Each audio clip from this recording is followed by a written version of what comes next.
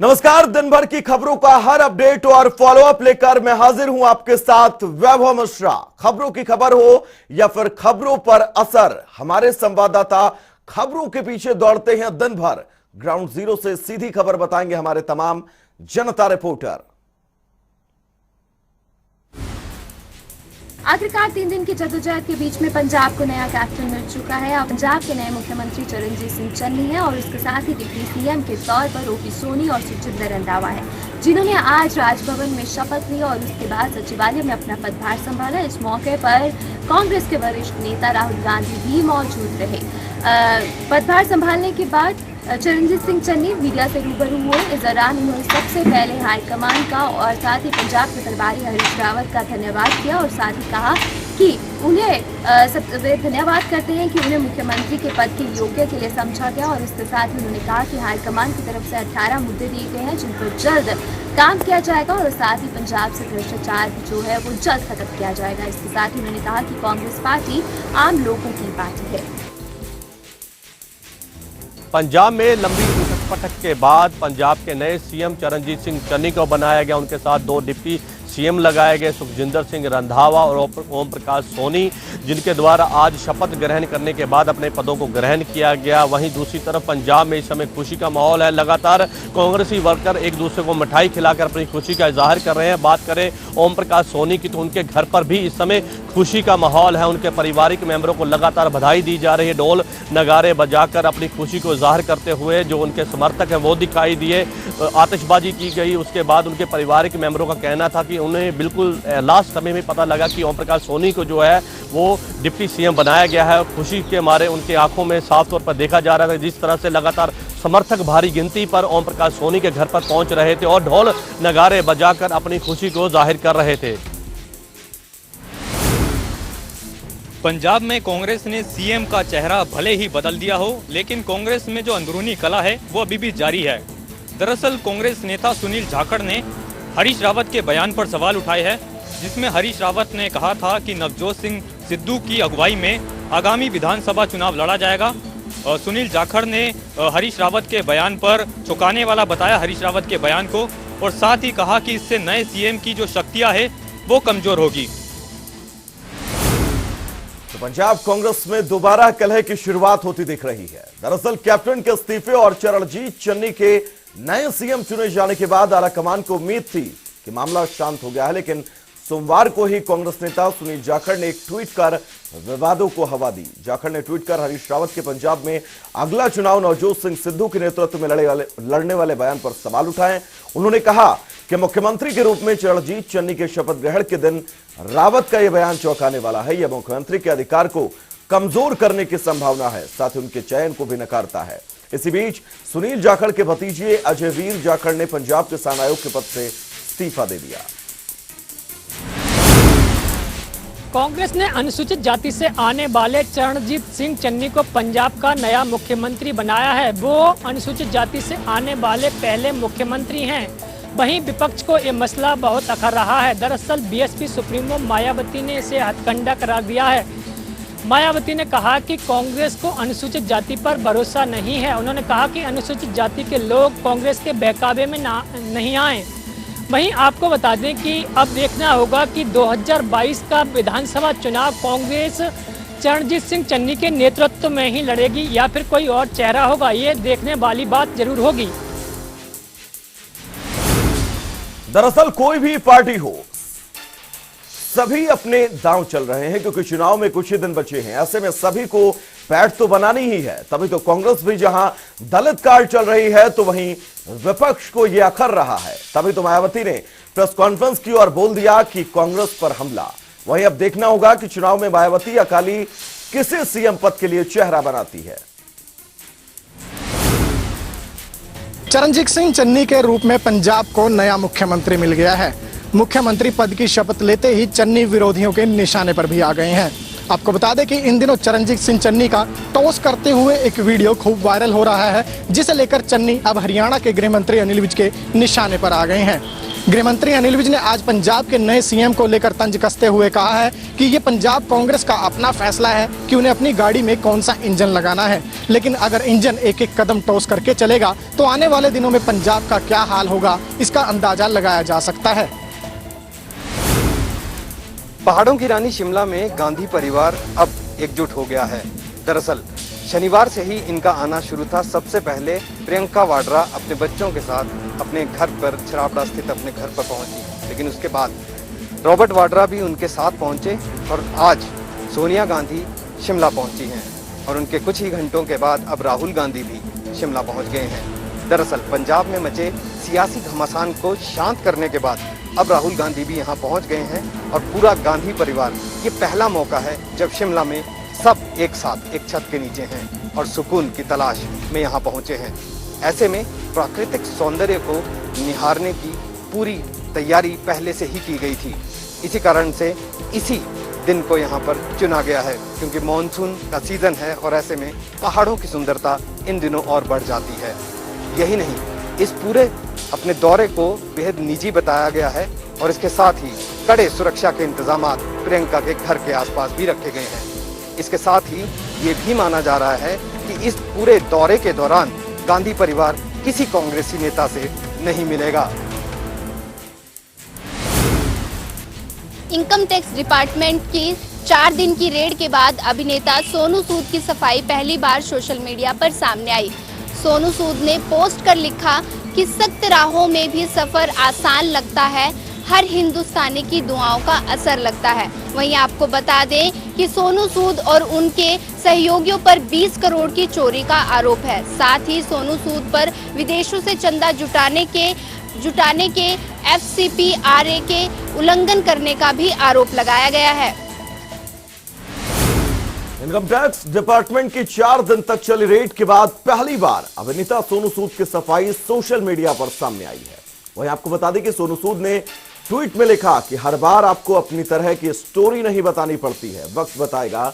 वहीं पोस्ट की शुरुआत में लिखा कि सख्त राहों में भी आसान सफर लगता है, हर हिंदुस्तानी की दुआओं का असर लगता है। बताया जा रहा है कि सोनू सूद और उनके सहयोगियों ने 20 करोड़ रुपए की टैक्स चोरी की है। साथ ही विभाग ने सोनू सूद पर विदेशों से चंदा जुटाने के दौरान FCRA के उल्लंघन करने का भी आरोप लगाया है। उत्तर प्रदेश विधानसभा के अध्यक्ष हृदय नारायण दीक्षित ने राकेश सावंत पर विवादित टिप्पणी कर विवादों में आ गए हैं। दरअसल उन्होंने कहा कि अगर छोटे कपड़े पहनने से कोई महान होता तो राकेश सावंत महात्मा गांधी से भी महान होती। आपको बता दें कि इस आलोचनाओं के बाद उन्होंने सोशल मीडिया पर सफाई दी है। वहीं एक ऐसे ही विवादित बयान में फंसते नजर आए आम आदमी पार्टी के नेता राघव चड्ढा ने नवजोत सिंह सिद्धू को पंजाब के राजनीति के राखी सावंत बता दिया है। वहीं इस बयान पर पलटवार करते नवजोत सिंह सिद्धू ने ट्वीट कर एक पलटवार किया है।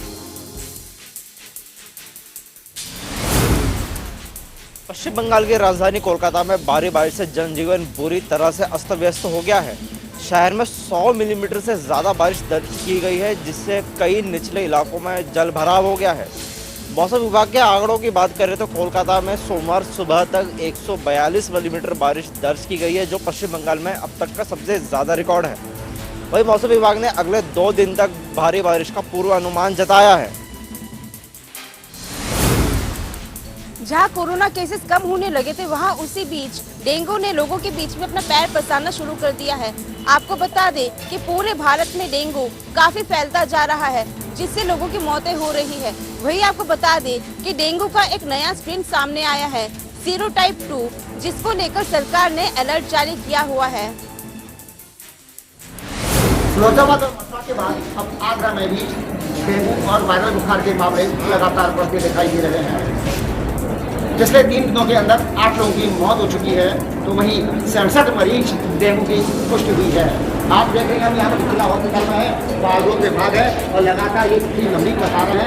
लगातार लोग यहाँ पर अपने बच्चों को, अपने शिशुओं को दिखाने के लिए आ रहे हैं। और हमने डॉक्टर से भी बात की, उनका मानना है कि लगभग 100 से 150 बच्चे आ रहे हैं, उनमें 80% लोग जो है वो वायरल बुखार से पीड़ित हैं। तो अनुमान लगाया जा सकता है कि यहाँ पर जो वायरल का प्रकोप है वो लगातार बढ़ता दिखाई दे रहा है। और देखिए यहाँ पर लगातार मरीज आ रहे हैं और बच्चों का डॉक्टर्स लगातार उपचार कर रहे हैं। इस तरीके से लगातार माता अपने शिशु को लेकर आ रही हैं। ये बहुत ही संवेदनशील मामला है। और आगरा और फिरोजाबाद, मथुरा के अंदर जो हालात बने हुए हैं वो स्वास्थ्य महकमे के और शासन के लिए चिंता का सबब है। और जल्द ही अगर कोई इंतजाम नहीं किए गए तो आगरा में भी फिरोजाबाद जैसी स्थिति नासूर बन सकती है।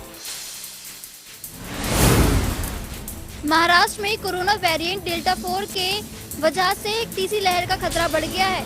दरअसल कोरोना वेरिएंट डेल्टा 4 के मामले लगातार बढ़ते नजर आ रहे हैं, जिसको लेकर वैज्ञानिकों की टीम ने अलर्ट जारी किया है। देश में अब तक कोरोना वेरिएंट ने 25 बार रूप बदला है। जो वेरिएंट अभी तक मिले हैं उनमें अल्फा, बीटा, गामा, डेल्टा शामिल है।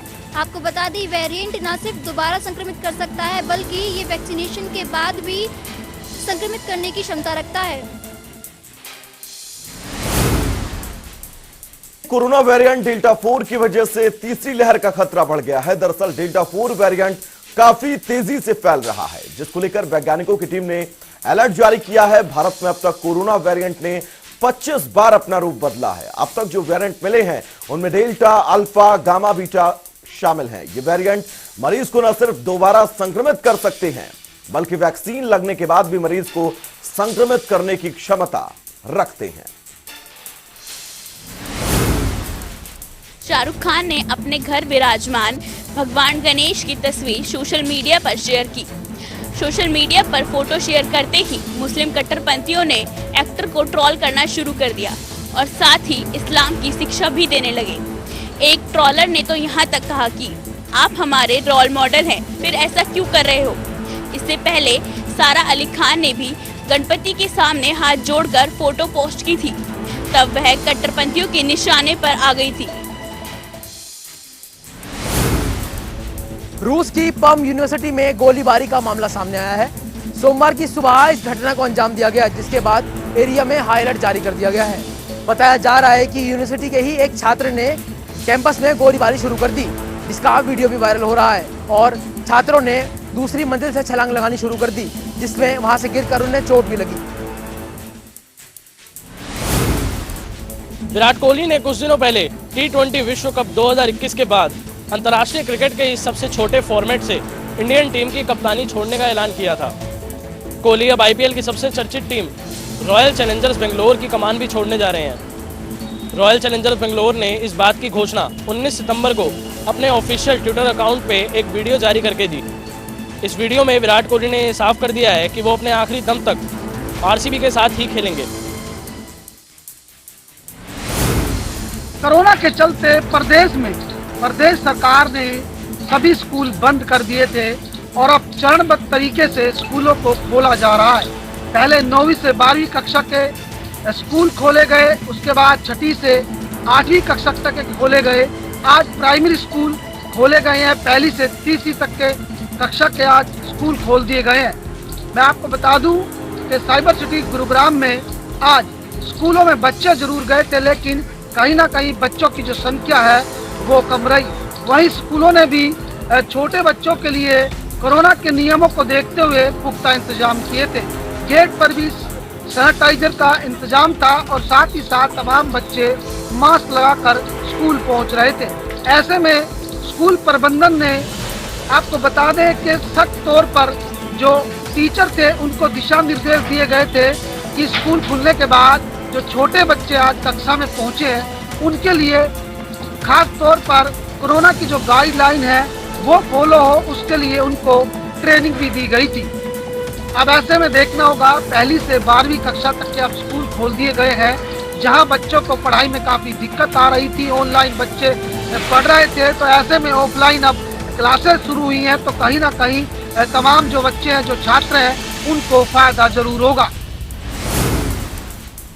आज पूरे प्रदेश भर में पहली से तीसरी तक की कक्षाएं शुरू कर दी गई हैं और जहां अगर बात करें सोनीपत में 64,000 बच्चे जो हैं शिक्षा ग्रहण कर रहे हैं, वहीं अब सभी स्कूल खोल दिए गए हैं। प्रदेश की सरकार द्वारा कोविड नियमों की पालना करने के निर्देश दिए गए हैं। वहीं अभिभावकों की भी स्वीकृति लेकर बच्चे स्कूल पहुंच सकते हैं और वहीं स्कूलों में 50% बच्चों को आने की परमिशन दी गई है। सभी नियमों की पालना हो, इसलिए स्कूल प्रशासन भी पूरी तरह से अलर्ट मोड में नजर आया।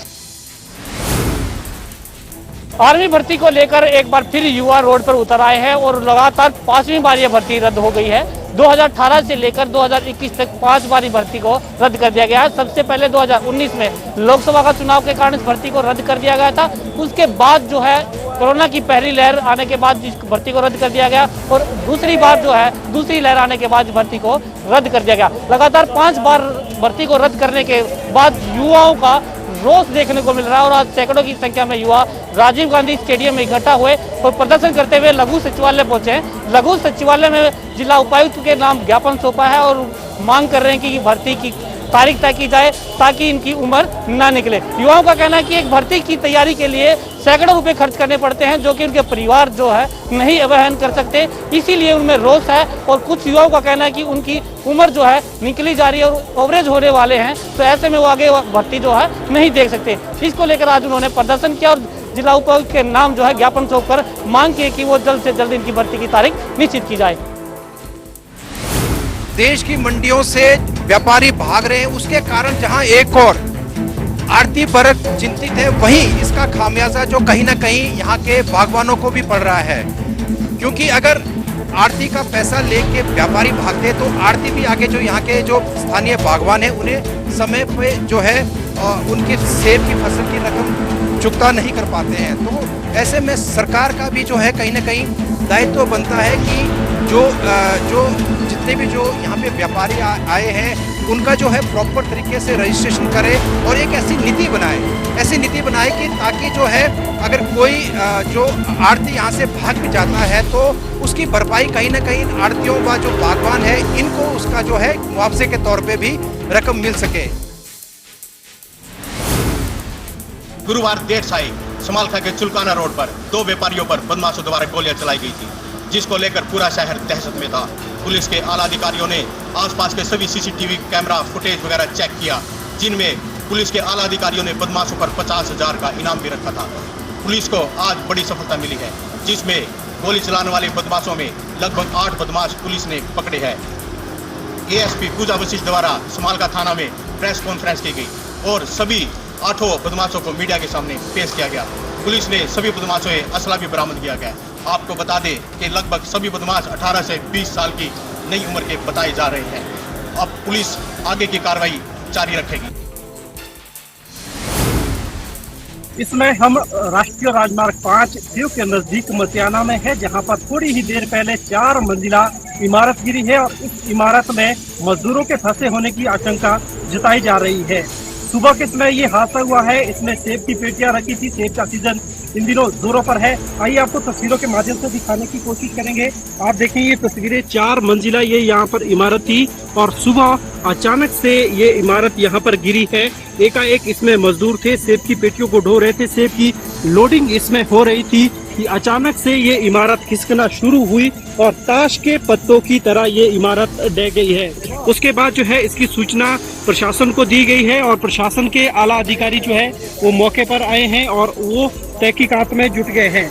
बहरहाल जो है अभी तक डीएसपी लखविंदर सिंह मौके पर मौजूद हैं और स्थिति का जायजा ले रहे हैं और यहाँ की जो मंडी है उनके मैनेजमेंट से इसकी बातचीत की जा रही है और मजदूरों की पहचान की जा रही है कि कितने मजदूर यहाँ पर काम कर रहे थे, क्या कोई मजदूर इसमें फंसा हुआ है। हालांकि अभी तक ऐसी कोई पुष्टि औपचारिक रूप से नहीं हो पाई है कि कोई ऐसा व्यक्ति इसमें नहीं फंसा है। और ये जो इमारत है ये अभी भी लगातार नीचे की तरफ गिर रही है और खतरा जो है अभी भी लगातार बहरहाल बना हुआ है। भिवानी के भीम स्टेडियम में ऑल इंडिया सर्विस गेमों का आज समापन समारोह आयोजित करवाया गया। इस कार्यक्रम के अंदर भिवानी महेंद्रगढ़ के सांसद चौधरी धर्मवीर सिंह मुख्य रूप से पहुंचे थे। उन्होंने विजेता खिलाड़ियों को बधाई दी, वहीं ट्रॉफी देकर के सम्मानित भी किया। वहीं उन्होंने पत्रकारों से भी बातचीत की धर्मवीर सिंह का कहना था कि जो इस प्रकार के जो खेल हैं ये समय समय पर होते रहने चाहिए, क्योंकि जो सर्विसेज के लोग हैं उनको अगर खेलों में भाग लेते रहेंगे तो उनका दिमाग जो है वो सही रहेगा और मेंटली प्रेशर उनके ऊपर नहीं रहेगा, जिसकी वजह से वो अच्छा काम भी कर पाएंगे। उन्होंने कहा कि जो कबड्डी का खेल है वो पहले हमारी मिट्टी का खेल हुआ करता था, हालांकि अब वो मैट पे खेलने लगे हैं। उन्होंने कहा कि इस तरह के खेल होते रहने चाहिए ताकि आगे की व्यवस्थाएं भी जुड़ी रहें। चलिए, जनता रिपोर्टर में फिलहाल के लिए इतना ही। रुकेंगे एक बहुत छोटे से ब्रेक के लिए, कहीं जाइएगा नहीं। जनता टीवी पर खबरों का सफर लगातार जारी रहेगा। नमस्कार।